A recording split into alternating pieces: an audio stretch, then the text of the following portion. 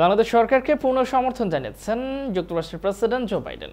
মঙ্গলবার জাতিসংঘের সাধারণ অধিবেশনের ফাঁকে বাইডেনের সঙ্গে বৈঠক করেছেন বাংলাদেশ সরকারের প্রধান উপদেষ্টা অধ্যাপক ডক্টর মোহাম্মদ ইউনূস। এ সময় বাইডেন তার সরকারের এই সমর্থন ব্যক্ত করেন।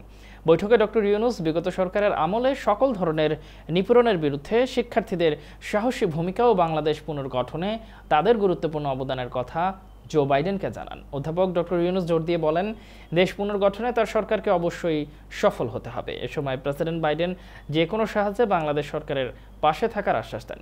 প্রেসিডেন্ট বাইডেন বলেছেন, শিক্ষার্থীরা যদি দেশের জন্য এত ত্যাগ স্বীকার করতে পারে তাহলে তাদেরকেও যুক্তরাষ্ট্র সরকারের পূর্ণ সহযোগিতা করা উচিত। বৈঠকে প্রধান উপদেষ্টা জুলাই বিপ্লব চলাকালীন ও এরপর বাংলাদেশি শিক্ষার্থীদের আঁকা দেয়ালচিত্রের ছবি সংবলিত দ্য আর্ট অফ ট্রায়াম্ফ শীর্ষক আর্টবুক প্রেসিডেন্ট জো বাইডেনকে উপহার দেন।